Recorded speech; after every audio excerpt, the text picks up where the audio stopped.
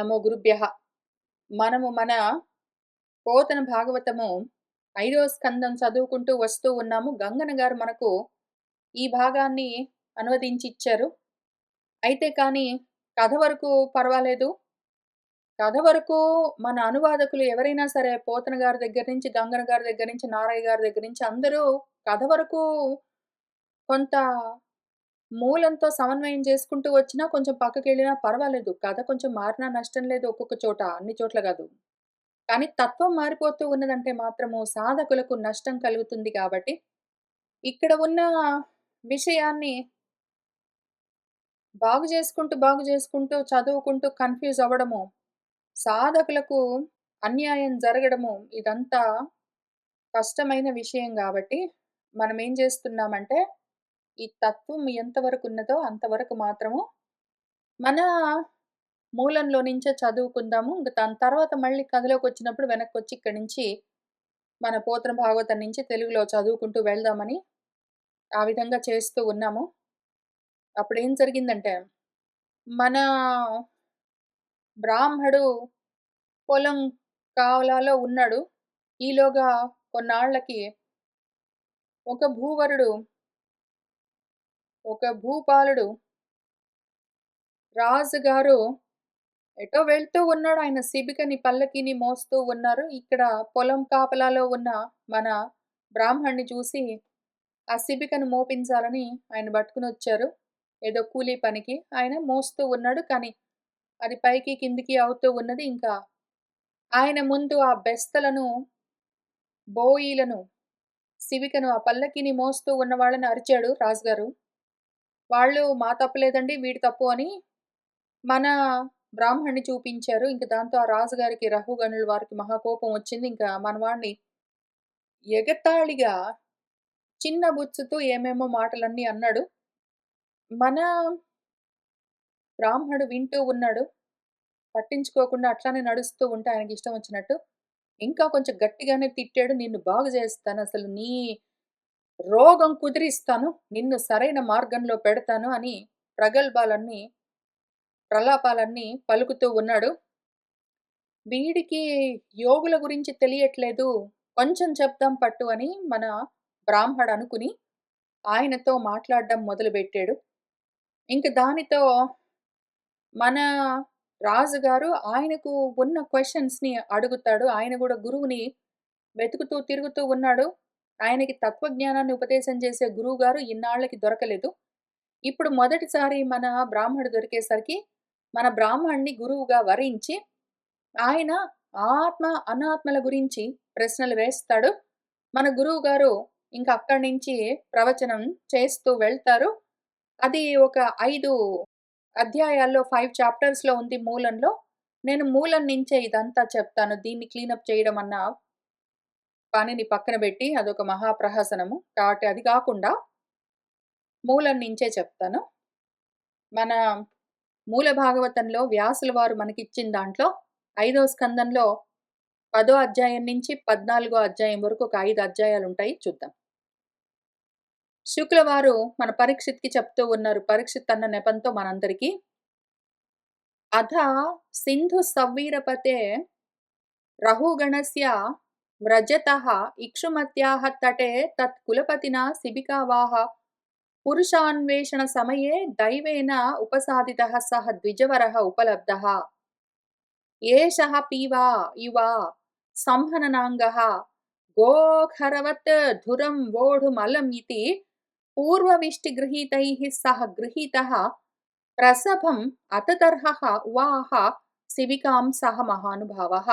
అథ ఇంకా ఇంతకన్నా ముందు మన అన్న తమ్ముళ్ళు వాళ్ళు వీళ్ళు బంధువులు మిత్రులు ఆయన్ని చెవిటాడా, మూగాడా, జడుడా, మూర్ఖుడా, మొండాడా అని రకరకాలుగా అవమానాలు, అన్నాలు పెడుతూ మాడిపోయినవి, ఎండిపోయినవన్నీ విచిత్రమైన భోజనాలన్నీ పెడుతూ ఇవన్నీ చేస్తూ ఉండడము, దూషణలు, నిందాపూరితంగా వ్యవహరించడాలు, తర్వాత భూషణాలు, అలంకారాలు, ఎవరో ఒక పలానాయన బిడ్డల కోసం ఈయనని బలిద్దామనుకుని భోజనాలన్నీ పెట్టడం అన్నది అలంకారాలు అన్న దగ్గర చూసుకున్నాము. ఇప్పుడు తిరస్కారానికి ఎగ్జాంపుల్ నడుస్తూ ఉన్నది గదా!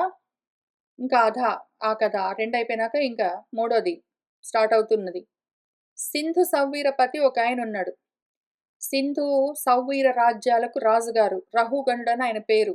ఆయన వ్రజతః వెళ్తున్నాడు ఎటో పని మీద ఒకానొక రోజు, ఒకానొక సమయంలో ఇక్షుమతి అన్న తటమున్నది. నది యొక్క తీరంలో వాళ్ళు ఆ పల్లకిని మోస్తూ ఉంటే ఎందుకో మరి ఒక శిబికా వాహకుడు, ఒక పల్లకి మోసేవాడు తక్కువయ్యాడు వాళ్ళకు. అక్కడ కులపతి అంటే చీఫ్ వీళ్ళ బెటాలియన్ ఏదున్నదో రాజుగారితో పాటు వెళ్తూ ఉన్న దళము, దాని నాయకుడున్నాడు. ఆయన శిబికావాహ పురుష అన్వేషణ చేస్తూ ఉన్నాడు. ఎవడైనా ఒకడు పల్లకిని మోసేందుకు ఇంకా దొరుకుతాడా అని వెతుకుతూ ఉన్న టైంలో దైవేన ఉపసాదితః ప్రారబ్ధవశాత్తు సహ ద్విజవరః మన బ్రాహ్మడు ఉపలబ్ధః వీళ్ళకు దొరికాడు. ఆయన అక్కడ పొలంలో కూర్చొనే పొలానికి కాపలా కాస్తూ ఉన్నాడు. ఆ టైంలో వీళ్ళకి కనిపించాడు. ఇంక వాళ్ళు చూసుకున్నారు ఈయనని. ఏషః వీడు పీవా బాగా బలిష్టంగా ఉన్నాడు. పీనంగా యవ్వనంలో ఉన్నాడు యువకుడు బలంగా. సంహరణాంగః వాడి అవయవాలన్నీ కుదురుగా ఉన్నాయి బాగా దృఢంగా. వాడు గోవులాగా, ఎద్దులాగా, ఖరము గాడిదలాగా, దురం బరువులను ఓఢుం మోయడానికి అల్లంచాలు వీడు బాగా పనికొస్తాడు. గాడిదలాగా, ఎద్దులాగా బరువులు మోయడానికి బాగున్నాడు. బలంగా, బలిష్టంగా మనోడు అనుకోని ఇతి వాళ్ళు పూర్వవిష్టి గృహీతైః సహా ఇంతకుముందు ఇదే పనికి ఆ పల్లకిని మోయడానికి విష్టి అంటే వేతనము. కూలీ పనికి కొంతమందిని కుదుర్చుకున్నారు. వాళ్ళతో పాటు ఈయనను గూడా పట్టుకుంటే ఆ విధంగా గృహీతః వాళ్ళు పట్టుకుని ఎట్లా ప్రసభం బలవంతంగా పట్టుకుని పోతూ ఉన్నారు. బలంగా తీసుకొని పోతూ ఉన్నారు. ఈయన వెళ్ళాడు. అతదర్హః ఈయనకు అక్కరైన పనా ఇదేమన్నా కాదు. ఈయన పాపం అటువంటి పనులకు తగినవాడు గాదు. అయినా గూడా ఉవ్వాహ మోసాడు పల్లకి. ఎందుకంటే ఆ దేహం నేననుకోవట్లేదు. ఈ దేహం నేను, ఆ పల్లకి వేరు, వీళ్ళు మనుషులు వేరు అని ఇన్ననుకోవట్లేదు మనవాడు. మనవాడు మహా అనుభావంలో ఉన్నాడు. మహత్తుగా వ్యాపిస్తూ ఆత్మానుభవంలో ఉన్నవాడు మనవాడు. అన్నీ ఆత్మగానే దర్శనం చేస్తూ ఉన్నవాడు. కాబట్టి శిబిక వేరుగా ఉన్నది, ఈ దేహం వేరుగా ఉన్నది. నేనేంటి, శిబికనేంటి, మోయడం ఏంటి అని ఇవన్నీ అనుకోలేదా? ఆ శిబికను ఏమీ ఆలోచన లేకుండా ఉవ్వాహ వహిస్తూ ఉన్నాడు. యదా హి ద్విజవరస్య ఇషుమాత్రావలోకానుగతేః న సమాహితా పురుషగతిః తదా విషమగతాం స్వశిబికాం రహుగణః ఉపధార్య పురుషాన్ అధివహతః ఆహ హే వోఢారः సాధ్వతిక్రమత కిమితే విషమం ఉహ్యతే యానం ఇతి అని అరిచాడు. యదా ఎప్పుడైతే మరి ద్విజవరస్య మన ద్విజవరుడు మన బ్రాహ్మడు ఇషుమాత్రావలోక అనుగతము ఏదో ఆయన ఒక కాలి ముందు ఒక కాలు, ఒక పాదం ముందు ఒక పాదం ముందు ఒక పాదం ముందు ఒక పాదం పెట్టుకుంటూ పోతూ ఉన్నాడు. ఏదో ఒక బాణాలు పరుస్తున్నట్టు. ఇషు మాత్రము ఆయన కంటి చూపు చాలా దూరంగా గూడా చూడట్లేదు. ఒక్క బాణము ఎంత పొడుగ్గా ఉంటుందో అంత మేర మాత్రమే. అంటే మరి చూపులు నేల కానించుకుని నడుస్తూ పోతూ ఉన్నాడు పట్టించుకోకుండా అని అర్థం. అట్లా వెళ్తూ ఉంటే ఆయన గతి అట్లా ఉంటే గమనము, అది పురుష గతులతోటి మిగిలిన బోయిలందరూ నడుస్తూ ఉన్న గతికి అంటే ఆ స్పీడ్‌కి సమాహిత సరిపోవడం లేదు. ఈయన నడుస్తూ ఉన్నదానికి మిగిలిన వాళ్ళు నడుస్తూ ఉన్న స్పీడ్‌కి అది సరిపోవట్లేదు. తదా ఇంకప్పుడు విషమగతాం స్వశిబికాం ఆయన పల్లకి పైకి కిందికి అవుతూ ఉన్నది అని చూసుకుని మన రహుగణుడు ఉపధార్య పురుషాన్ ఆ పల్లకి మోసే వాళ్ళతోటి అధివహతః మోస్తూ ఉన్న వాళ్ళని చూసి ఆహా! అన్నాడు. వాళ్ళతోటేమన్నాడంటే, హే ఓఢారః! ఓ పల్లకి మోసే బోయిల్లారా! సాధు అతిక్రమత సరిగ్గా నడవండి. కిమితి విషమం ఊహ్యతే యానం. ఏమిది? ఈ యానము, యానం అంటే ప్రయాణము. ప్రయాణం అనగానే జర్నీ అంటాం గదా! అన్న ఉపసర్గ కలిపితే యానమే ప్రయాణం. ప్రయాణము అంటే జర్నీ అని ఉన్నది. జర్నీ కోసం ఉపయోగించే ఉపాధి వెహికల్‌ని గూడా అర్థమున్నది. యానం అంటే నా యానము, నా ప్రయాణము, నా ప్రయాణ వాహనము విషమం ఊహ్యతే పైకి కిందికి ఊగుతున్నది ఏమిది కిమితి అని అరిచాడు. అధత్తే ఈశ్వరవచః సోపాలంబముపాకర్ణ్య ఉపాయతురీయాత్ శంకిత మనసః తం విజ్ఞాపయాం బభూవుః. అధ ఇంక తే వాళ్ళు పాపము మన బోయిలు. ఈశ్వరవచః సోపాలంబం రాజుగారి మాటల్లోని దెప్పి పొడుపులను సోపాలంబనం అంటే ఆయన నిష్ఠూరంగా గట్టిగానే తిడుతూ మాట్లాడాడు. ఆయన చాలా కఠినంగా మాట్లాడుతూ ఉన్నాడని ఉపాకర్ణ్య విన్నారు. ఉపాయతురీయము 4 ఉపాయాలుంటాయి మనకి. సామ, దాన, భేద, దండ ఉపాయాలని. ఆయన సామంగా నచ్చచెప్పట్లేదు. భేదంగా వాడు చేస్తున్నాడు చూడు మీరు చెయ్యట్లేదు అనట్లేదు. దానము మీరు సరిగ్గా పల్లకి నడిపించారంటే, మంచిగా మోసారంటే నేను మీకు బాగా డబ్బులిస్తానని అది కూడా చెప్పట్లేదు. ఆయన డైరెక్ట్‌గా గట్టిగా తీవ్రంగా తిడుతున్నాడు. ఇంక దండోపాయమే మనకు గ్యారంటీగా దండన విధిస్తాడు రాజుగారు. పల్లకీలో అటు ఇటు మనము ఊపుకుంటూ తీసుకుంటూ వెళ్తే అని వాళ్ళకి భయం వేసింది. శంకిత మనసహ భయంతో, అనుమానంతో ఇంగ తంతాడని భయం పడుతూ ఉన్న మనసుతో ఉన్నవాళ్ళై ఆ రాజుతో వాళ్ళు విజ్ఞాపయాం బభూవుః విజ్ఞాపన చేశారు. ఆయనకేం జెప్పారంటే, "న వయం నరదేవా ప్రమత్తాః భవత్ నియమానుపదాః సాధు ఏవ వహామః అయమధునా ఏవ నియుక్తః అపి న ధృతం వ్రజతి న అనేన సహ వోఢుం ఊహ వయం పారయామా ఇతి" అని గట్టిగానే వాళ్ళు గూడా కంప్లెయింట్ చేశారు. "ఓ నరదేవా! ఓ రాజా! మేము న ప్రమత్తాః మేము ప్రమత్తంగా లేమండి. మేము అప్రమత్తంగానే ఉన్నాము. మేము జాగ్రత్తగానే వెళ్తూ ఉన్నామండి.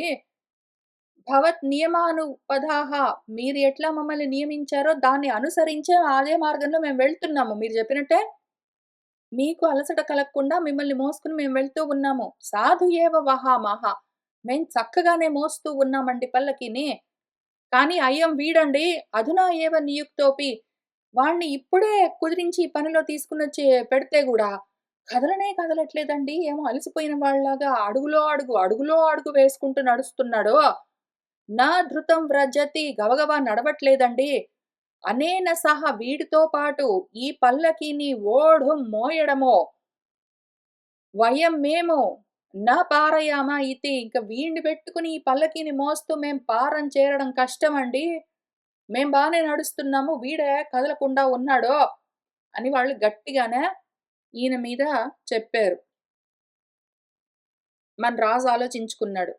సాంసర్గికః దోషః ఏవ నూనం ఏకస్యాపి సర్వేషాం సాంసర్గికాణాం భవితుమర్హతీతి నిశ్చిత్య నిశమ్య కృపణవచః రాజా రఘుగణః ఉపాసిత వృద్ధోऽపి నిసర్గేణ బలాత్కృతః ఈషత్ ఉద్ధితమన్యుః అవిస్పష్ట బ్రహ్మతేజసం జాతవేదసం ఇవ రజసా ఆవృతమతిః ఆహా!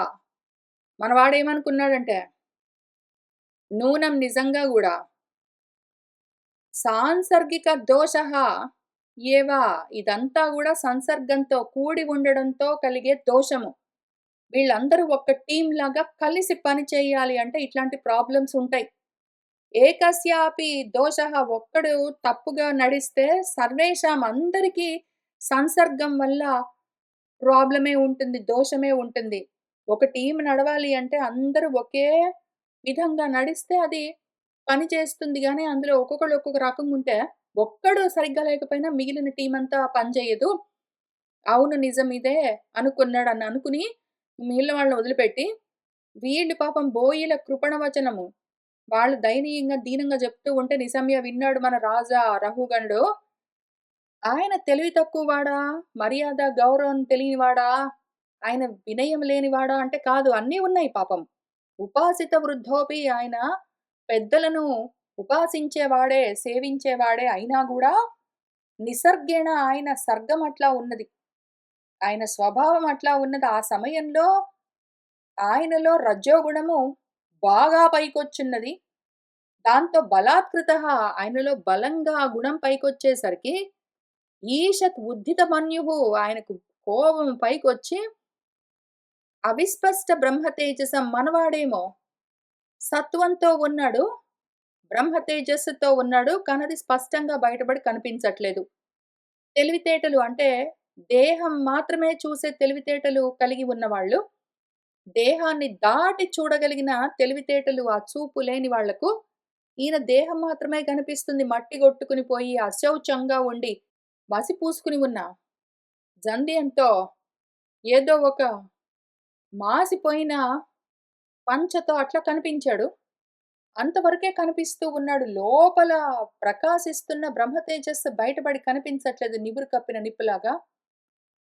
ఆయన జాతవేదసుడు. ఆయన జాతము పుడుతూనే మొత్తం అంతా వేదనము, ఆత్మను తెలుసుకున్నవాడు అని అర్థం. జాతవేదసము అంటే దానికి జనరల్‌గా అర్థము అగ్ని అని చెప్తారు. కానీ జాతవేదసము అన్న పదానికి అర్థమేమి అంటే జాతము పుడుతూనే వేదనము, ఆత్మ గురించిన వేదనము.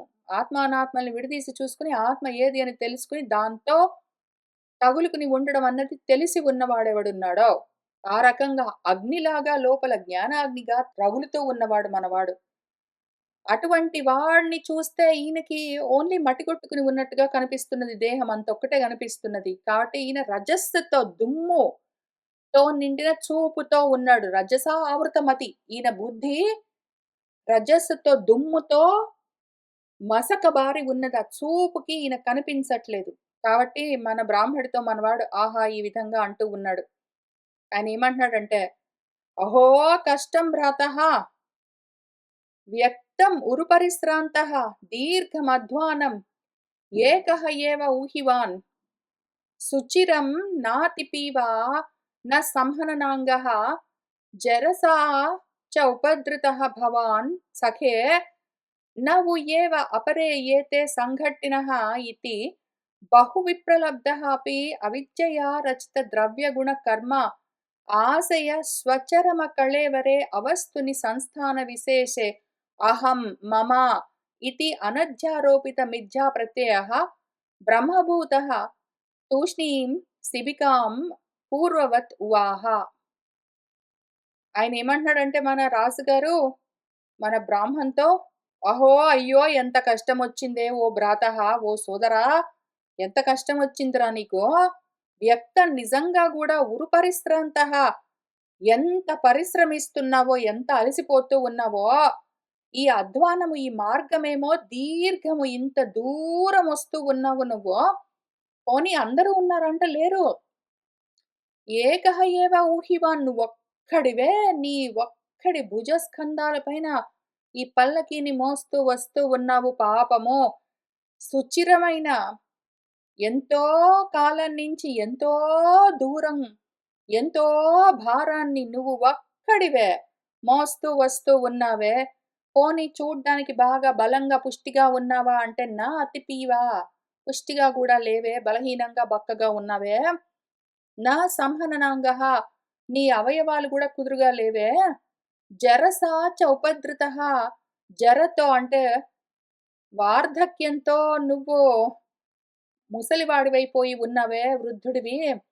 అటువంటి భవాన్ మీరు ఓ సఖే, ఓ సఖుడా నవు ఏవ అపరే ఏతే సంఘట్టినః అసలిక్కడ వేరే వాళ్ళు నీతో పాటు జతగట్టి పల్లకిని మోసేవాళ్ళు లేను గూడా లేరే. నువ్వొక్కడివే ఇంత దూరము, ఇంత భారము, ఇంత కష్టము, ఇంతకాలం నుంచి మోస్తూ ఉన్నావు పాపము అని ఏంటేంటో ఎగతాళిగా, నిష్ఠూరంగా మాట్లాడితే ఈయన సిగ్గుపడి సరిగ్గా మళ్ళీ పల్లకిని మోస్తాడని అనుకున్నాడో ఏమో మన రాజుగారు ఈ విధంగా మాట్లాడాడు. ఈ విధంగా బహువిప్రలబ్ధః ఆయన లబ్ధము అంటే ఈ విధంగా పొందుతూ ఉన్నాడు. విషయాన్ని ఇట్లా గ్రహిస్తున్నాడు. ఉన్న విషయాన్ని ప్రకృష్టంగా ఈ విధంగా పొందుతున్నాడు. ఎట్లా? ఉన్నదానికి విపరీతంగా ఆపోజిట్‌గా అర్థం చేసుకుంటున్నాడని అర్థం. విప్రలబ్ధము అంటే తూలనాడుతూ ఉన్నాడు అని అర్థం. అబద్ధాలాడుతూ ఉన్నాడు, తూలనాడుతున్నాడని అర్థం జనరల్‌గా. అంటే ఉన్నదానికి వేరుగా, వ్యతిరేకంగా పట్టుకుంటున్నాడు అని అర్థము. మనవాడెట్లా ఉన్నాడు అవిద్యయా రచిత ద్రవ్యగుణ కర్మాశయ స్వచ్చరమ కళేవరే అవస్తుని సంస్థాన విశేషే అహం మమ ఇతి అనధ్యారోపిత మిథ్యా ప్రత్యయుడు మనవాడు.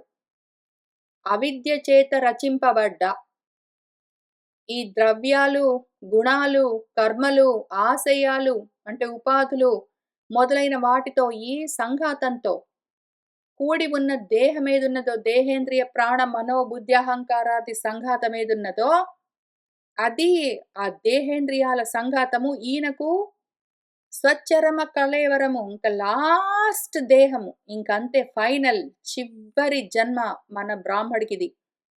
అదసలు నిజంగా ఉన్నదా అంటే, ఫైనల్ జన్మ అంటే, ఫైనల్ జన్మైనా సరే నిజంగా ఉన్నదా అంటే, నో. అది అవస్తువు, లేని వస్తువు. సంస్థాన విశేషము. ఏదో ఉన్నది ఉన్నది అని అనిపిస్తూ, వేరుగా కనిపిస్తూ ఉన్నది గానీ, అది నిజంగా లేని వస్తువు. లేనిది ఏదో ఉన్నట్టుగా అనిపిస్తూ ఉన్నదేదున్నదో, దాంట్లో అహం నేను, ఇది మమ, నాది, ఇతి అని ఆయనకు మిథ్యా ప్రత్యయాలు అనధ్యారోపితము. అధ్యారోపం కాలేదు. ఈ దేహము నేను, ఇది నాది అని అహంకారము అహం, మమకారము మమ. అహం లేదు, మమ లేదు, నేను లేదు, నాది లేదు. ఇదంతా మిథ్య. అసలటువంటి మిథ్యా ప్రత్యయము అధ్యారోపమే కాలేదు. నేను అన్న ఆత్మ వస్తువు పైన దేహేంద్రియాదులన్న అనాత్మ విషయాలను ఆయన అధ్యారోపణ చేసుకోలేదు.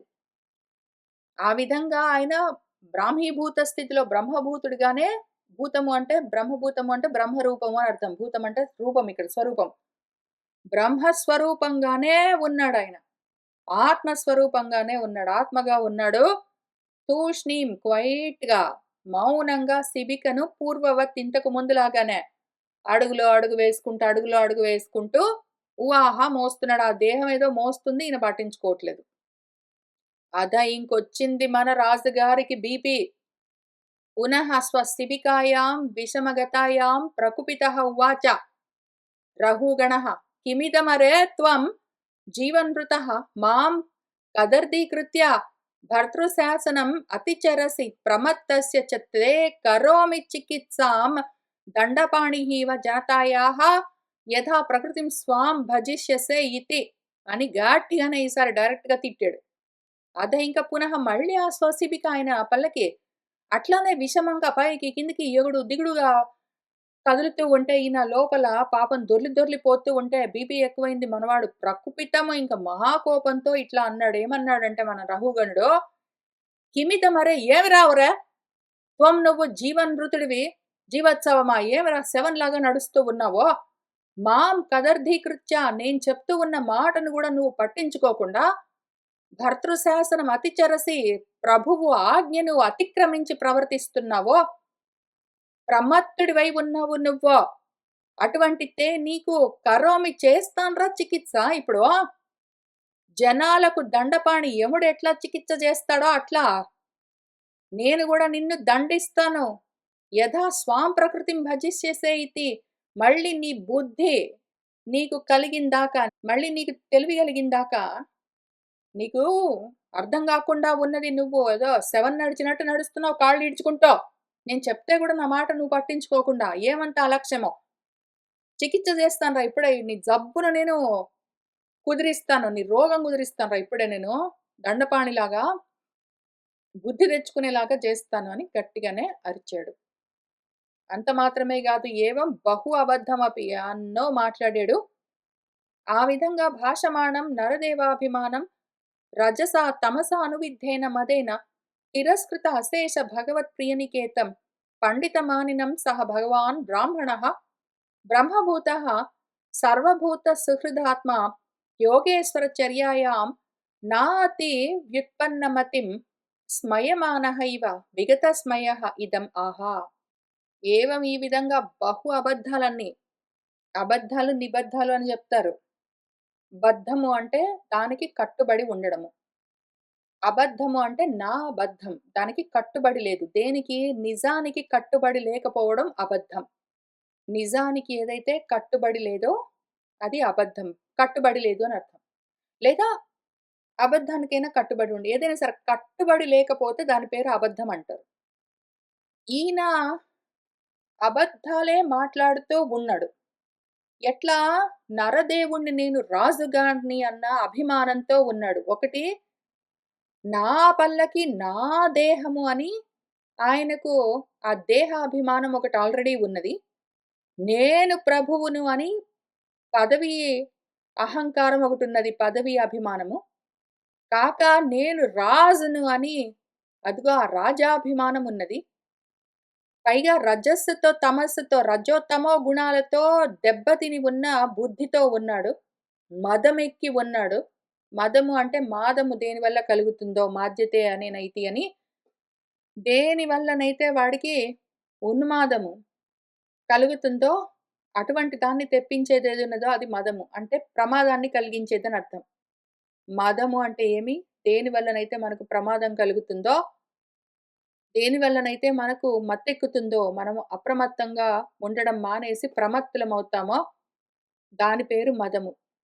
అటువంటి దాంతో ఉన్నాడాయన. అప్రమత్తంగా ఉన్నవాడైతే మన బ్రాహ్మడితోటి ఇట్లా ఎందుకు మాట్లాడతాడు? మదంతో ఉన్నాడు. ప్రమాదంలో ఉన్నాడనర్థం. తిరస్కృత అశేష భగవత్ప్రియ నికేతం. ఆయన ఎటువంటి వాడు? భగవంతుడికి ప్రియమైన చిహ్నము జ్ఞానమేదున్నదో దాన్ని అశేషంగా తిరస్కరించాడు. భగవత్తత్వాన్ని తిరస్కరిస్తూ ఉన్నాడు. ఆయన భగవత్తత్వం కావాలని జిజ్ఞాసతో ఉన్నవాడు అయినా గూడా, ఆ భగవత్తత్వము సాకారంగా ఎదురుగా కనపడితే గుర్తించలేక దాన్ని తిరస్కరిస్తున్నాడు. కాబట్టి దూషణ, భూషణ, తిరస్కారాల్లో మూడోదొస్తుంది మనకు. మనవాడు పండితమాని నేనే మహాపండితుడిని, మహాజ్ఞానిని అని మాట్లాడుతూ ఉన్నాడు. అటువంటి రహుగణుడు సహా భగవాన్ బ్రాహ్మణః మనవాడెట్లా ఉన్నాడు? మన భగవాన్ బ్రాహ్మణుడు. మన బ్రాహ్మడు బ్రాహ్మీభూత స్థితిలో ఉన్నాడు. ఆత్మస్థితిలో ఉన్నాడు. ఆయన భగవాన్. భగము అన్న దానికి అర్థమేమి? భజ్యతే ఇతి అని ఏదైతే తగులుకుని ఉన్నదో అని అర్థము. విభాగం కాకుండా తగులుకుని ఉన్నది అంటే ఆత్మతో కూడి ఉన్నది అని అర్థం. ఎవరైతే తనను తాను ఆత్మగా దర్శిస్తూ ఉన్నాడో, అన్నింటినీ తనుగానే చూస్తూ ఉన్నాడో అటువంటి వాణ్ణి భగవంతుడు, భగవాన్ అని పిలుస్తారు. మన గురువులు, మన వ్యాసుల వారు, మన వాల్మీకి మహర్షి, మన శంకర్ల వారు భగవాన్ అని ఎవరిని పిలుస్తారు అంటే, ఎవరైతే ఆత్మతో చేరి ఉన్నారో అటువంటి వాళ్ళను భగవాన్ అని పిలుస్తారు. మన ఉపనిషత్తులు గూడా అంతే. ఆత్మతో కూడి ఉన్నవాళ్ళు, ఆత్మగా ఉన్నవాళ్ళు మాత్రమే భగవంతులు. ఎందుకు అంటే భజనము, విభజనము కాకుండా భజనము. అదే అయి ఉన్నారు అని అర్థం. ఆ పదానికి అర్థం అది. భగవంతుడు భగములంటే 8 రకాల భగాలు, ఏడో, ఆరో, మూడో, రెండో ఏవో జెప్తారు. అటువంటి భగాలన్నీ కలిగి ఉన్నవాడు భగవంతుడంటారు. అవన్నీ గాదు. అవన్నీ సాకారంగా ఉన్న విషయం. ఆత్మస్థితిలో ఉన్నవాడు, వాణ్ణి వాడు చేరి ఉన్నవాడెవడున్నాడో వాడు భగవంతుడు. అది భగము. తనలో తానుండడం పేరు భగము. ఇప్పుడు ఆ విధంగా ఉన్న మన బ్రాహ్మడు. బ్రహ్మభూతుడు. బ్రహ్మరూపంలో ఉన్నాడాయన. బ్రహ్మస్వరూపము. సర్వభూత సుహృదాత్మ. సర్వభూతాల పట్ల సుహృత్తుగానే ఉన్నాడు. ఎందుకు? ఆత్మగా ఉన్నప్పుడు అన్నీ నేను అనే గదా చూస్తాము. యోగేశ్వర చర్యాయాం. యోగేశ్వరుల యొక్క ఆచరణలను తెలుసుకునేందుకు కావలసిన మతి ఉత్పన్నము కలగలేదు. నా అతి ఉత్పన్నమతి యోగేశ్వర చర్యాయాం నా అతి ఉత్పన్నమతి. యోగేశ్వరులు ఏ విధంగా ఉంటారు? ఏం మాట్లాడతారు? ఎట్లా ఆచరిస్తారు? అని వాళ్ళ గురించి ఈయన బుద్ధి ఇంకా వికసించలేదు సరిగ్గా అని చూసుకున్నాడు. మన రహుగణుడికి బుద్ధి ఇంకా వికసించలేదు అని మన బ్రహ్మము చూసుకున్నాడు. మన అర్జునుడు కనీసము రెండో అధ్యాయంలో స్థితదీహి అన్నవాడు మాట్లాడే భాష ఏది కృష్ణ? కా భాష? ఎట్లా వాడు వ్రజతి? ఎట్లా వాడు నిలబడతాడు, నడుస్తాడు, తింటాడు, కూర్చుంటాడు, మాట్లాడతాడు? వాడి చేష్టలెట్లా ఉంటాయి అవన్నీ చెప్తావా అన్నప్పుడు స్థితదీహి స్థితి అని మన గురువుగారు ఒక 5, 6 పద్యాల్లో జెప్పారు. అట్లా చెప్పినంత మాత్రాన తెలుస్తుందా? గుర్తించేందుకు ఆ జ్ఞానం, ఆ చూపుండాలి. మనవాడికి లేదు పాపం. కాబట్టి ఇంకా వీడికి తెలియట్లేదు అని మన వ్యాసుల వారిక్కడ చాలా మంచి అందమైన 2 పదాలు వాడారు. మనము ఊరికినే ప్రాపంచికమైన ప్రపంచంలో ప్రసిద్ధంగా ఉన్న అర్థాలు చెప్పుకుంటే అసలు దీని అందమే చెడిపోతుంది అసలు ఈ సబ్జెక్ట్‌కి. స్మయమానహైవ విగత స్మయః అని రాశారు. దానికి మామూలుగా ప్రపంచంలో అర్థాలెట్లా ఉంటాయి? స్మయమానః ఇవ అంటే స్మయం అంటే నవ్వు. నవ్వుతూ ఉన్నట్టుగా విగత స్మయః స్మయము అన్నప్పుడు ఇక్కడ స్మయానికి అర్థమేమి అంటే, ఏదో విస్మయము లేకుండా, ఈయన ఏమీ ఆశ్చర్యపోకుండా, చిరునవ్వుతో ఇదం ఆహా! అన్నట్టుగా ఉంటుంది. ఈయన ఏ విస్మయము లేకుండా నవ్వుతూ ఉన్నట్టుగా రహుగణుడితో మాట్లాడుతూ ఉన్నాడు అని చెప్పినట్టుంటుంది. అది గూడా తప్పేమి గాదు. ప్రాపంచికమైన అర్థము. అయితే అల్పమైన, తక్కువ రకం అవరమైన అర్థం. అర్వాచీనం. మనము మన రహుగణుడు గాదు. ఇది రహుగణుడి లెవెల్‌లో చెప్పుకునే అర్థం. మనం మన బ్రాహ్మడి లెవెల్‌లో ఆ స్థితిలో ఆలోచన చేద్దాం. వ్యాసుడు ఏ విధంగా ఆకాశంలాగా వ్యాపించి మనకిది చెప్తున్నారో అక్కడి నుంచే చూద్దాము. మనవాడి పరిస్థితి ఎట్లా ఉన్నది? మన బ్రాహ్మడు భగవంతుడై ఉన్నాడు. భగమై ఉన్నాడాయన. ఆత్మతో కూడి ఉన్నాడు. అన్నింటిని తన స్వరూపంగా చూస్తూ ఉన్నాడు. అటువంటి వాడు నవ్వుతూ ఏ విస్మయం లేకుండా ఇట్లా చెప్తాడా? కాదు. స్మయము అన్న పదానికి వ్యుత్పత్తిపరమైన అర్థమేమి? అస్మి ఇతి అని తస్య భావః. నేను అన్న భావము. ఆయన అసలు విగత స్మయము. ఆ దేహం నేను అన్న భావనతో లేడు. ఇది చాలా ముఖ్యమైన విషయము. ఎవరైతే ఉత్తమాధికారులున్నారో, ఎవరైతే ఆత్మతత్వ జిజ్ఞాసతో ఉన్నారో, ఎవరైతే ఆత్మతత్వాన్ని అద్వైతంగా తెలుసుకోవాలని ప్రయత్నం చేస్తున్నారో, వాళ్ళు శ్రద్ధ పెట్టి జాగ్రత్తగా, సావధానంగా వినండి. స్మయము అన్న పదానికి అర్థము అస్మి అన్న భావము. నేను అన్న భావము. మన బ్రాహ్మడు బ్రహ్మభూతుడై ఉన్నాడు. బ్రహ్మస్వరూపంగా ఉన్నాడు. మొత్తం సర్వం తన స్వరూపంగా చూస్తూ ఉన్నాడు. అప్పుడు రహుగణుడు వేరేగా ఉన్నాడు. నాతో మాట్లాడుతూ ఉన్నాడు. ఈ బ్రాహ్మడిగా నేనిక్కడ వేరేగా ఉన్నాను. ఇది పల్లకి వేరుగా ఉన్నది. పల్లకి మోసే బోయీలు వేరుగా ఉన్నారు. పల్లకి మోయడం అన్న కర్మ వేరుగా ఉన్నది. నడుస్తూ ఉన్న భూమి ఇది వేరుగా ఉన్నది. డైరెక్షన్ వేరుగా ఉన్నది. ఇవన్నీ వేరు వేరుగా ఎందుకు చూస్తాడు? ఆయన సర్వం బ్రహ్మమయం. అది నేనై ఉన్నాను అస్మి అని ఆ భావనతో బ్రహ్మ అహమస్మి, అహం బ్రహ్మ అస్మి అన్న భావనతో ఉన్నవాడు. అటువంటి వాడు మన రహుగణుడు ఏదో మాట్లాడుతూ ఉంటే, రహుగణుడు మాట్లాడినా సరే, ఈ బ్రాహ్మడి దేహం మాట్లాడినా సరే, రహుగణుడి దేహమైనా సరే, బోయిల దేహాలైనా సరే, బ్రాహ్మడి దేహాలైనా సరే అన్నీ నా దేహమే. అంతా నేనే అనే గదా అనుకుంటున్నాడు. అటువంటప్పుడు ఆయన జవాబు రహుగణుడి నోట్లో నుంచి గూడా చెప్పొచ్చు.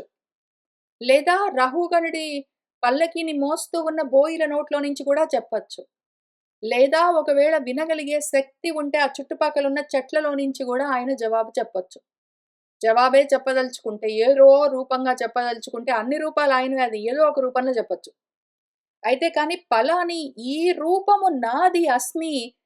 ఈ దేహంతో ఉన్నవాడిని ఇదిగో పలాని దేహం ఉంది గదా! దీన్ని బ్రాహ్మడని దానికి పేరు గూడా పెట్టలేదు వాళ్ళ నాన్న. బ్రాహ్మడని ఏదో ఉంది. మన వ్యాసుల వారు బ్రాహ్మడన్నారు ఊరుకున్నారు.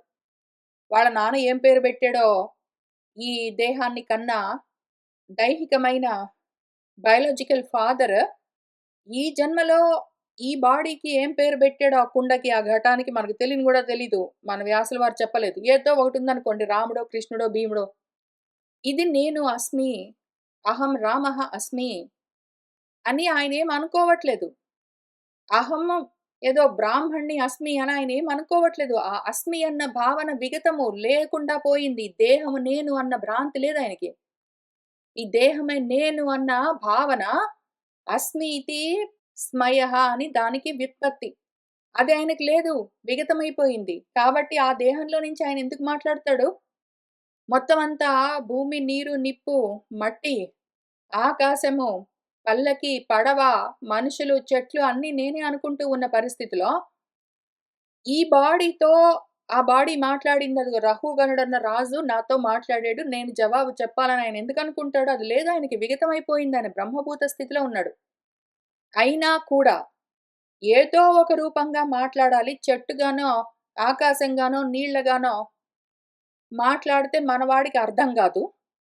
ఈయన ఒకవేళ ఈ బాడీని చూసి ఏదో ఎదురుగా ఉన్న బాడీని చూసి మాట్లాడుతుంటే, ఆ బోయిల్లో నుంచి నేను జవాబు చెప్తే కోపం తెచ్చుకుంటాడు. వాడికి అర్థం గాదు.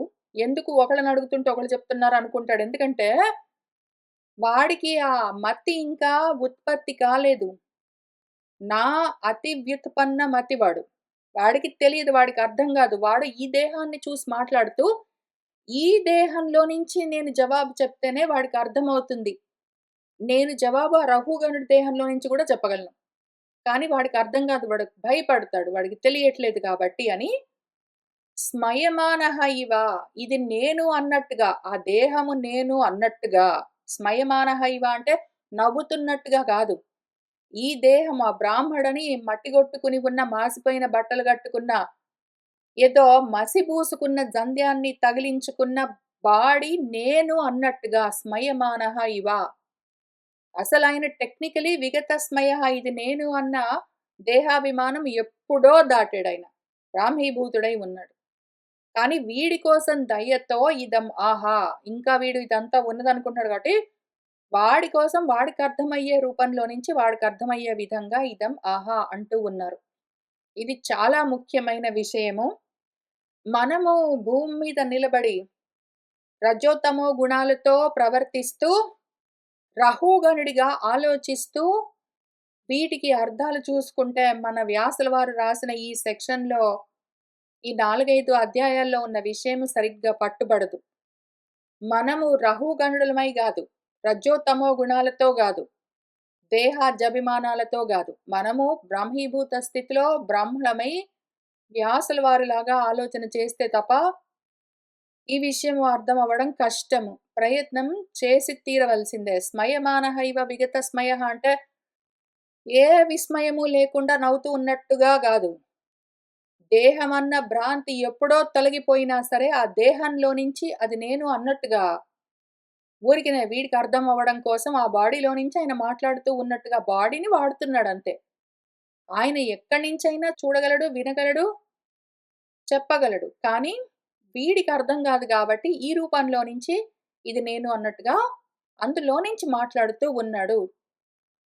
ఈ విషయం జాగ్రత్తగా భావన చేయండి. ముఖ్యమైన విషయం, కీలకము. అసలు ఈ మొత్తం సబ్జెక్ట్‌కి ఇక్కడ జరుగుతూ ఉన్న ప్రకరణంలోని విషయానికి, అధికరణానికి ఇది ఆయువుపట్టు.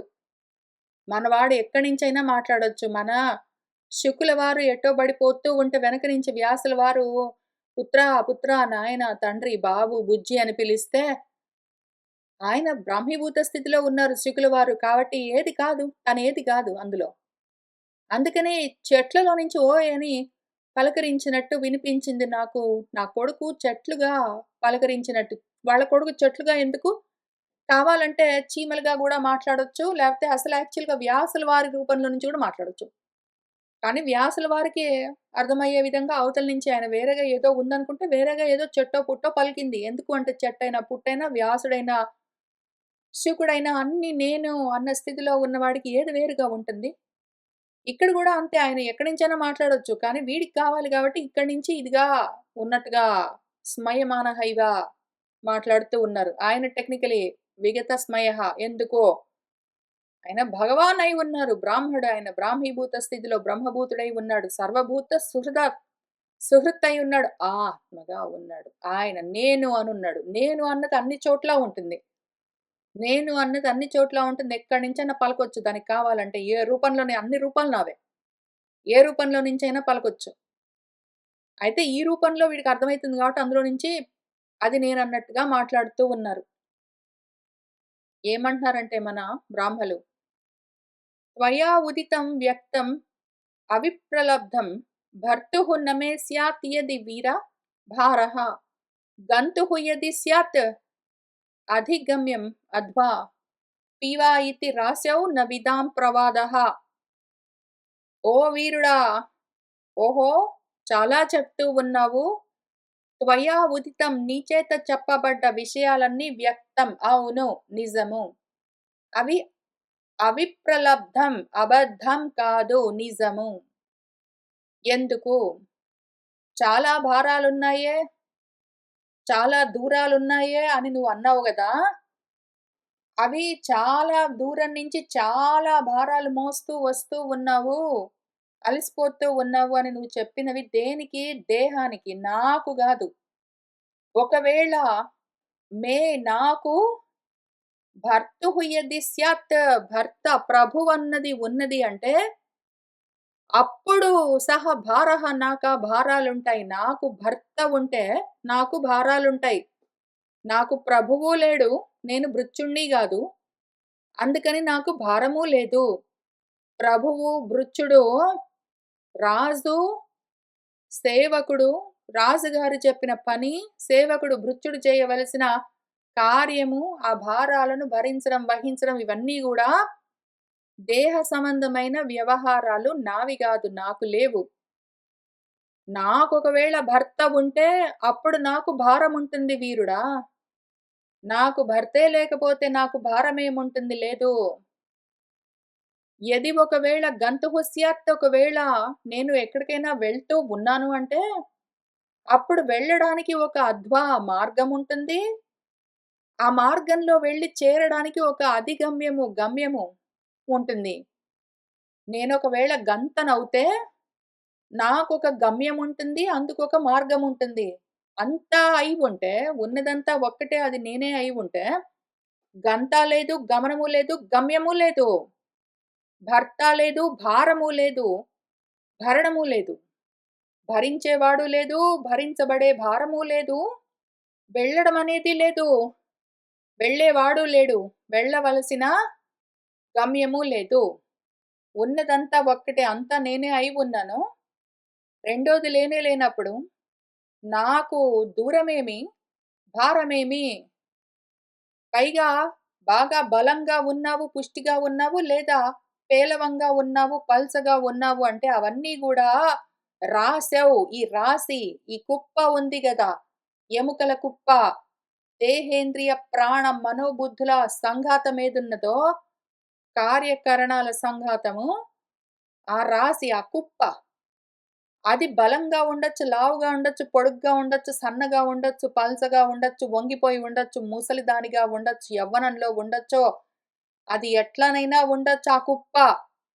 కానీ, ఆ కుప్ప బలంగా ఉన్నది, సన్నగా ఉన్నది ఇటువంటివన్నీ ఆ ప్రవాదము, ఆ ప్రకృష్టమైన వాదము ఏదున్నదో అది ప్రాపంచికమైన వాదము. అది విదాం వేత్తలకు లేదు. ఆత్మవేత్తలకు లావుగా ఉండడం, సన్నగా ఉండడం, బలంగా ఉండడం, బలహీనంగా ఉండడం, ఎత్తుగా ఉండడం, పొట్టిగా ఉండడం ఇట్లాంటివన్నీ ఉంటాయా ఆత్మవేత్తలకు? వాళ్ళ ఆత్మగా ఉన్నప్పుడు అంతా ఒకటే. వాళ్ళకున్నా లేదు. కానీ ఎవరైతే ప్రపంచవాదులుంటారో వాళ్ళకుండొచ్చు బహుశః అని చెప్పారు. చెప్పి మళ్ళీ బాగా బలంగా ఉండడం అన్నది ఈ రాశికి, ఈ కుప్పకున్న లక్షణము నాకు గాదు, వేత్తలకు గాదు అని చెప్పారు గదా! దాన్నే మనవాడికి, మన రహుగణుడికి అర్థమయ్యే విధంగా ఎక్స్‌ప్లెయిన్ చేస్తూ ఏం చెప్తున్నారు?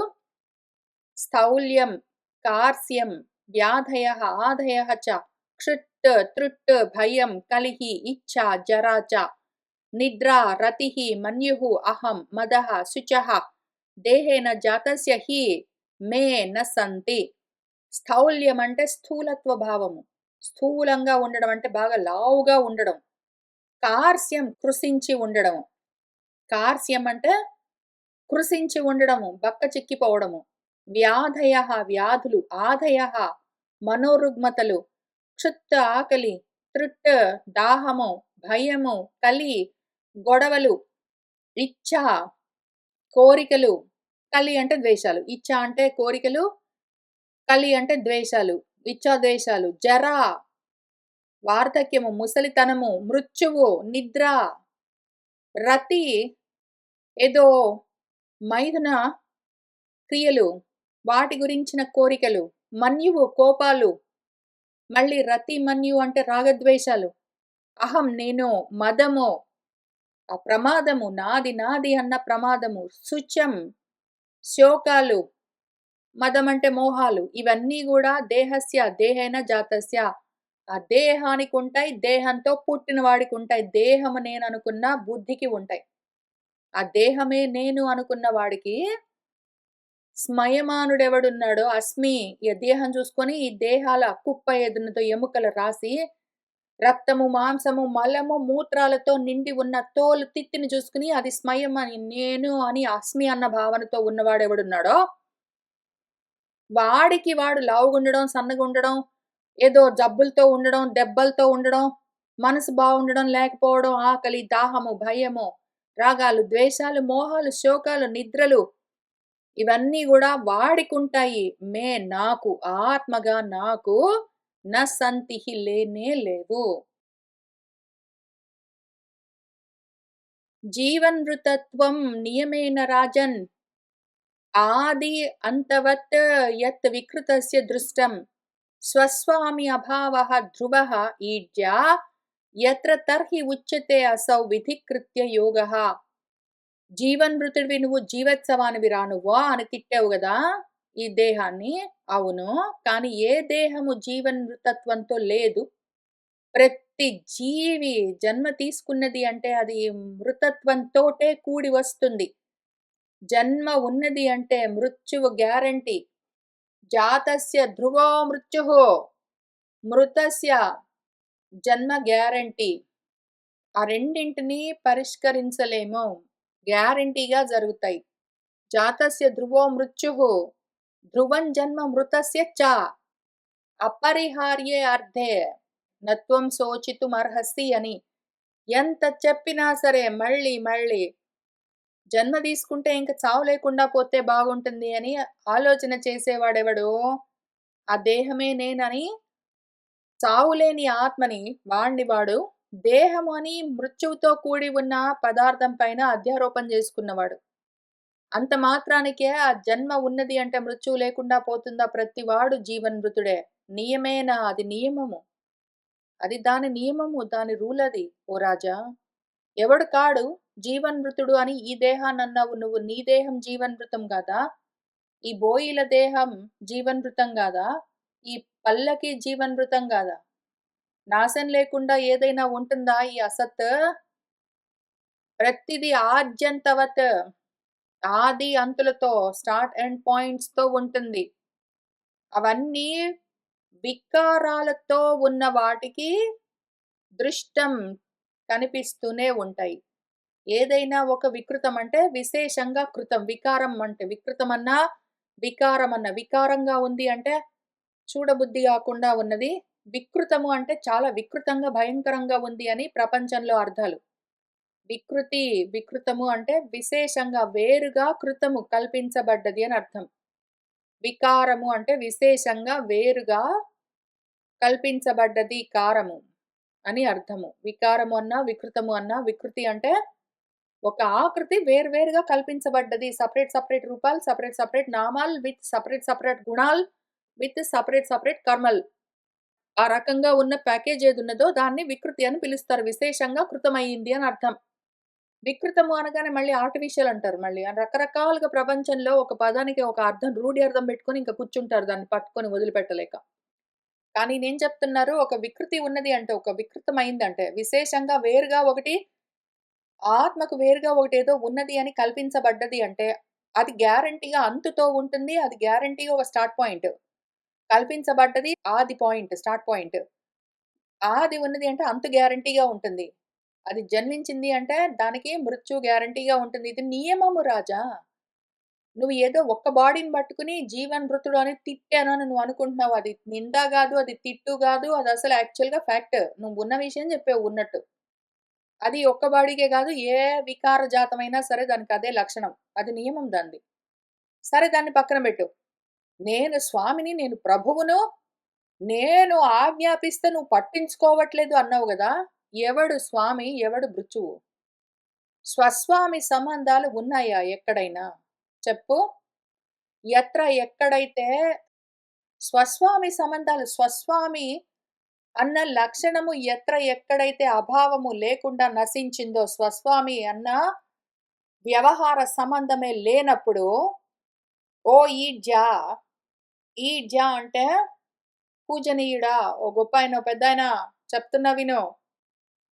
ఎక్కడైతే స్వస్వామి భావము ఉంటుందో ధ్రువము, అక్కడ అస్సౌ ఇదిగో ఈ విధి ఆ స్వామి వాడి స్వమ్ముకు, వాడి దగ్గర మృత్యువుకు వాడికి ఏదో ఒక కృత్యాన్ని చెప్పాడు అని ఆ కనెక్షన్ యోగము ఉచ్యతే ఉంటుందని చెప్తారు. తర్హి అప్పుడు. ఎప్పుడు?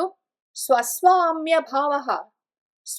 స్వామ్య భావం ఎక్కడైనా ఉంటే, అటువంటప్పుడు మాత్రమే విధి, కృత్యము అన్న యోగము ఉంటుంది. కానీ ఎప్పుడైతే స్వస్వామి అభావం అయిపోయిందో, లేదు, స్వామి లేదు, 2 అభావమైపోతే అది పని చెయ్యదు. నువ్వేమనుకుంటున్నావు? నేను రాజును, వీళ్ళు భృత్యులు అనుకుంటున్నావు. స్వస్వామి భావనతో ఉన్నావు. అటువంటప్పుడు విధి కృత్యాలుంటాయి. కానీ ఎప్పుడైతే స్వస్వామి అభావం ఉన్నదో అటువంటివి నేను లేదు, నాది లేదు. నేను, నాకు, నాది అని 2గా లేనే లేనప్పుడు, ద్వైతమే లేనప్పుడు, నువ్వు చెప్పే నేను ప్రభువును, నా మాట నువ్వు విని తీరవలసిందే లేపోతే నిన్ను దండిస్తానని చెప్పేదేది పని చెయ్యదు అని చెప్తూ ఉన్నారు. జీవన్మృతత్వం నియమేన రాజన్ ఆద్యంతవత్ యత్ వికృతస్య దృష్టం స్వస్వామ్య భావః ధ్రువః ఈజ్యా యత్ర తర్హి ఉచ్యతే అసౌ విధికృత్య యోగః. విశేష బుద్ధేః వివరం మనాక్ చ పశ్యామ యత్ న వ్యవహారతః అన్యత్ కః ఈశ్వరః తత్ర కిం ఈసితవ్యం తథాపి రాజన్ కరవామ కిం తే. యత్ ఏదైతే విశేష బుద్ధేః ఆ బుద్ధి విశేషాలను వేరువేరుగా ఉన్న వాటిని వేరువేరుగా భేదాలతో చూస్తూ ఉంటే, విశేష బుద్ధి అంటే భేద బుద్ధి. విశేష బుద్ధి అంటే భేదాలు చూస్తూ ఉన్న బుద్ధి. వేరువేరుగా ఏవో రూపాలు, నామాలు, గుణాలు, కర్మలు చూస్తున్న బుద్ధి. అటువంటి విశేష బుద్ధికి అంటే భేద బుద్ధికి, ద్వైత బుద్ధికి వివరము అందులోని అవకాశము ఖాళీ వ్యవహారతః అన్యత్ వ్యవహారాలకు కాక వేరుగా ఎత్ ఏదైతే మనాక్ చ ఏ మాత్రమో కూడా న పశ్యామ చూడనే చూడట్లేదు మేము. విశేష బుద్ధి వల్లే, భేద బుద్ధి వల్లే, ద్వైత బుద్ధి వల్లే వ్యవహారాలుంటాయి. ఈ వ్యవహారాలు ఉండడం చేత నువ్వు స్వామివి, నేను భృత్యుణ్ణి, నువ్వు నాకు పనప్పజెప్పావు, నేను ఆ పని చేస్తున్నాను, లేకపోతే నువ్వు నన్ను దండిస్తావు. ఇటువంటివన్నీ వ్యవహారాలు ఎందుకుంటాయి? విశేష బుద్ధి, భేద బుద్ధి ఉంటేనే ఇవన్నీ ఉంటాయి. అయితే వ్యవహారాలకు వేరుగా విశేష బుద్ధి కాక ఇంకే కారణము లేదు అని చూస్తున్నాము.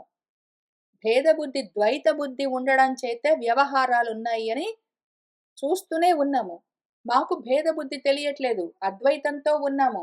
ద్వైత బుద్ధి గాదు. అద్వైత బుద్ధికి రెండోది లేనే లేనప్పుడు తత్ర ఇంకా ఈశ్వరః కః ఈశ్వరుడు ఎవరు?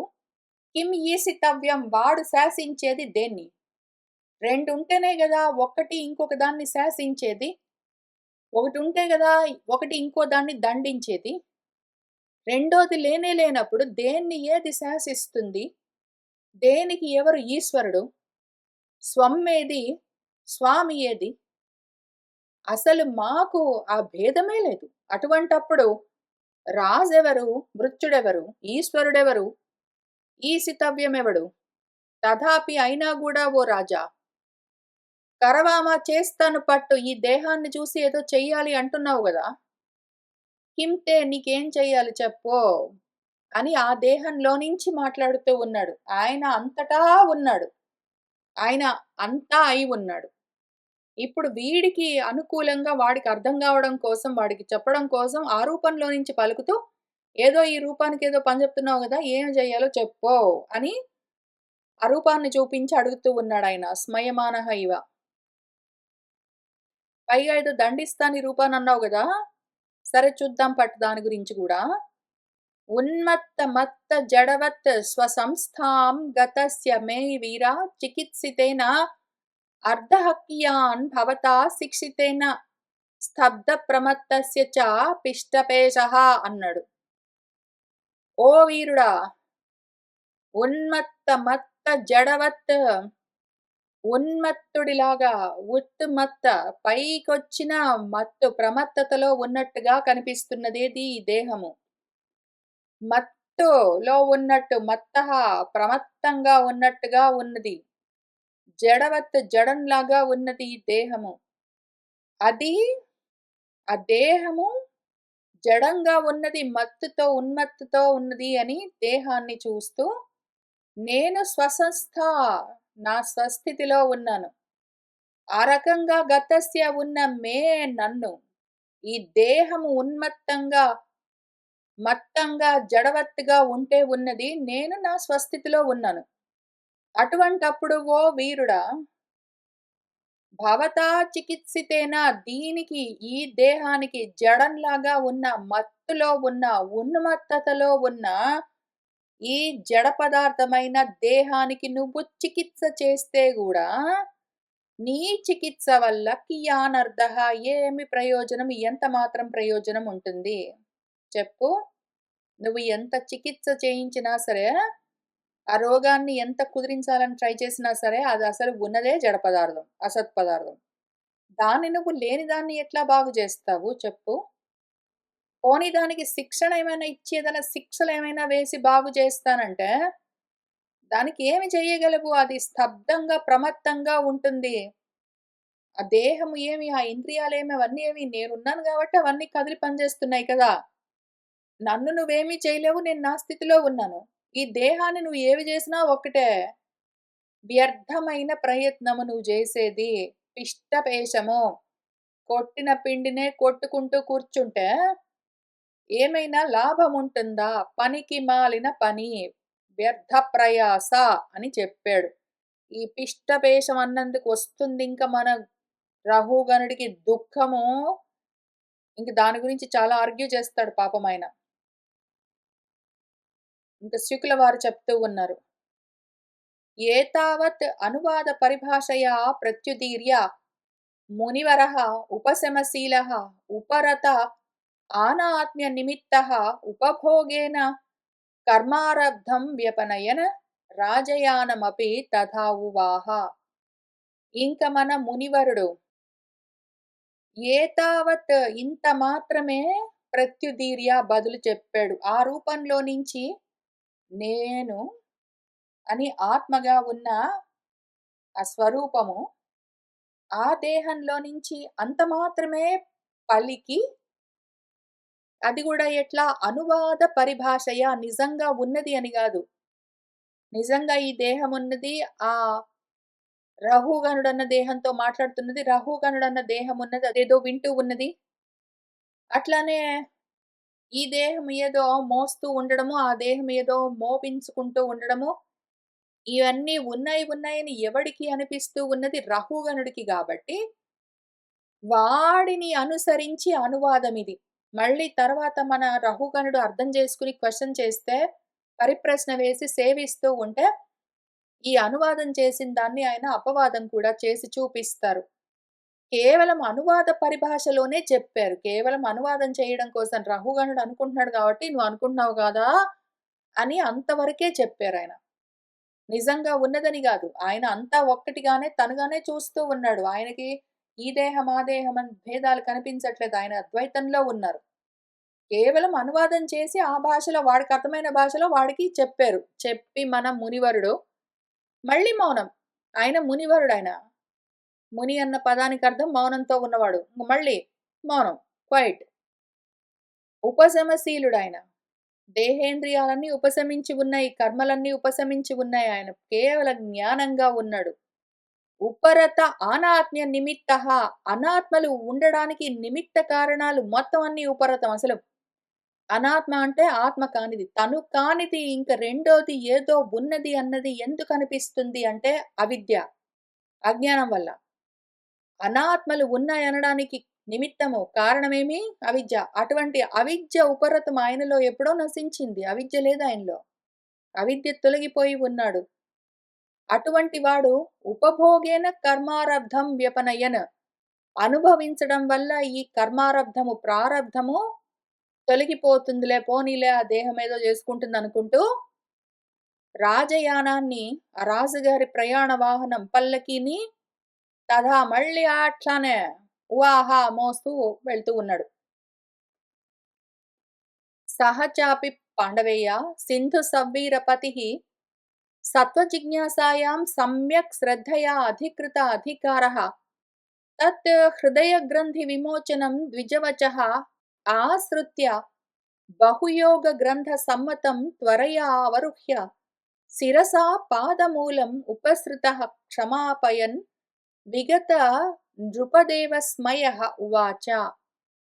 సహచాపి మనవాడు కూడా మన సింధు సవ్వీరపతి 2 రాజ్యాలకి రాజుగారు.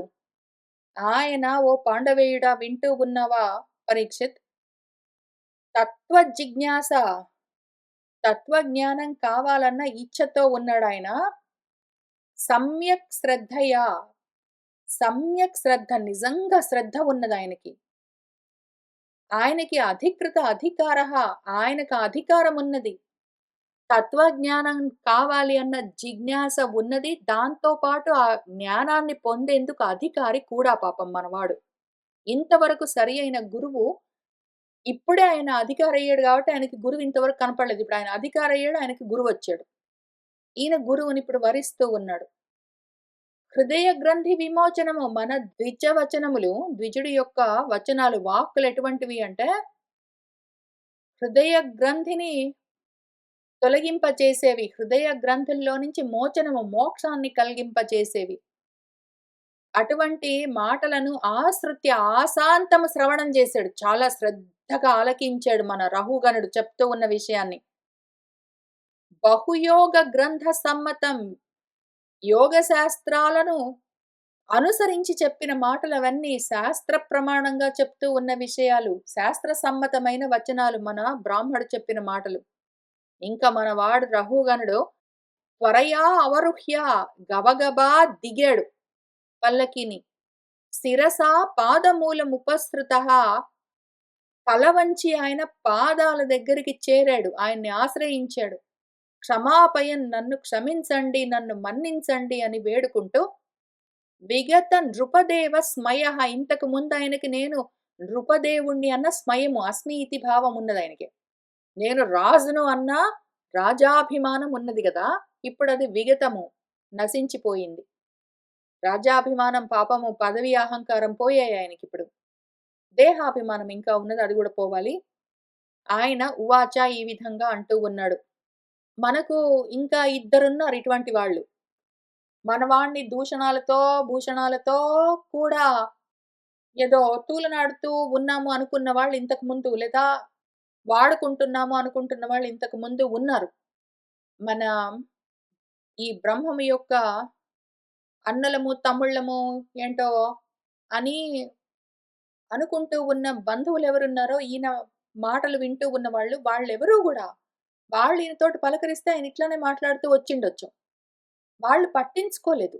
వాళ్ళు ఒకవేళ ఇట్లానే మన సింధు సవ్వీరపతి రహుగణుడిలాగా తత్వజిజ్ఞాస కలిగిన వాళ్ళయి ఉంటే, వాళ్ళొకవేళ మన రహుగణుడిలాగా సమ్యక్ శ్రద్ధతో కూడి ఉన్న వాళ్ళయి ఉంటే, వాళ్ళొకవేళ రహుగణుడిలాగా అధికృత అధికారులై ఉంటే, వాళ్ళొకవేళ హృదయ గ్రంథి విమోచనము ఈ ద్విజవచనమో అని ఆశాంతం శ్రవణం శ్రద్ధగా చేసి ఉన్న వాళ్ళై ఉంటే, ఈయన చెప్తున్న మాటలు బహుయోగ గ్రంథ సమ్మతములు కదా అని ఒకవేళ వాళ్ళు అర్థం చేసుకోగలిగిన వాళ్ళయి ఉంటే, వాళ్ళు కూడా ఆయన్ని ఇట్లానే చేరి అడిగి ఉంటే, వాళ్లకు కూడా ఆయన ఇప్పుడు రహుగణుడికి చేయబోతూ ఉన్నలాంటి తత్వజ్ఞానోపదేశమే చేసి ఉండేవాడు. కానీ వాళ్ళెవరు అడగలేరు. ఎందుకు?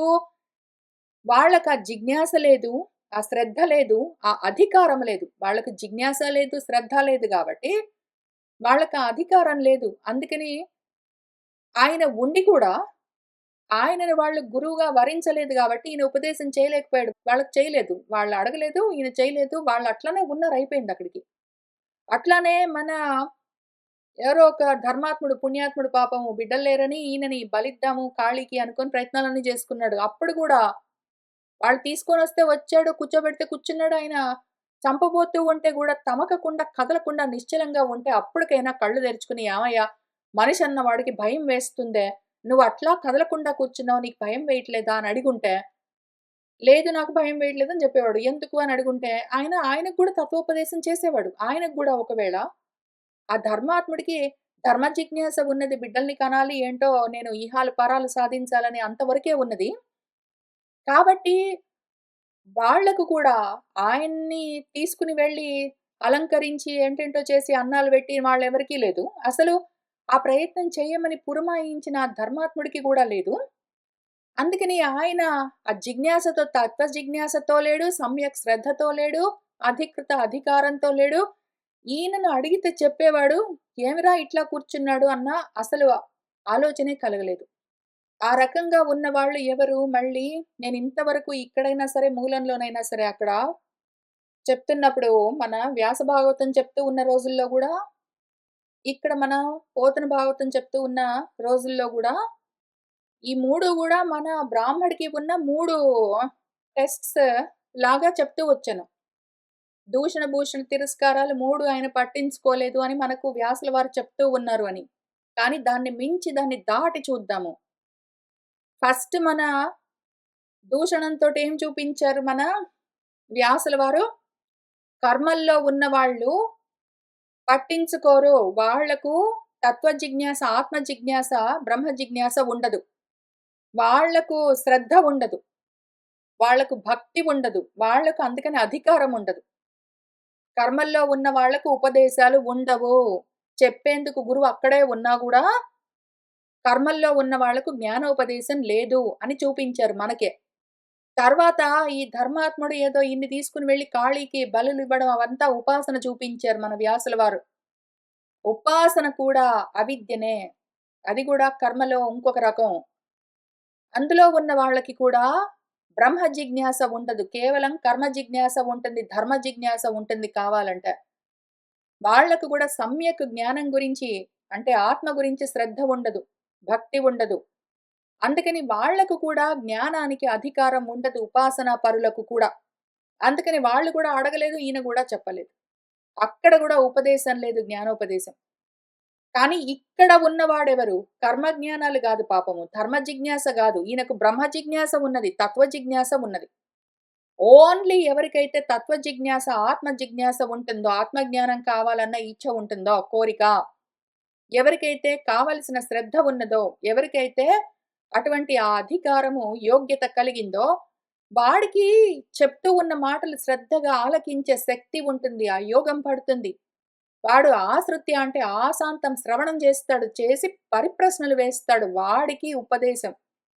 ముందు వాళ్ళ అన్నలు, తమ్ముళ్ళు, స్నేహితులు, బంధువులను చూపించిందంతా గూడా కర్మ. మన ధర్మాత్ముడు ఏదో బిడ్డల కోసం బలులన్నీ ప్రయత్నం చేసుకున్నాడన్నది ఉపాసన. కర్మోపాసనలకి బ్రహ్మ జిజ్ఞాస ఉండదు. కర్మోపాసనలకు బ్రహ్మ జ్ఞానోపదేశం, ఆత్మ జ్ఞానోపదేశం ఉండదు. కేవలము జ్ఞాన మార్గంలో ఉన్న వాళ్ళ కోసం మాత్రమే. కర్మోపాసనల్లో ఉన్న వాళ్లకు, కర్మనిష్టలో ఉన్న వాళ్లకు ఆత్మోపదేశాలు ఉండవు.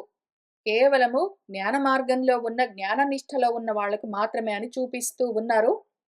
ఇంకా మనవాడు స్మయము ఆ దేహం చూసుకుని నేను రాజును అని ఆ స్మయం ఏదున్నదో అస్మీతి భావః అది విగతమయ్యిందిప్పుడు. ఆయన కిందికి దిగి వచ్చాడు. పాదాలు పట్టుకుంటున్నాడు. అర్థం చెప్పమని, పరమార్థాన్ని చూపించమని అడుగుతూ ఉన్నాడు. ఈయనేం అడుగుతున్నాడు? గురువుగారు ఏం ఉపదేశం చేస్తూ ఉన్నారు ఆ రూపంలో నుంచి? ఆయన అంతా అయి ఉన్నారు.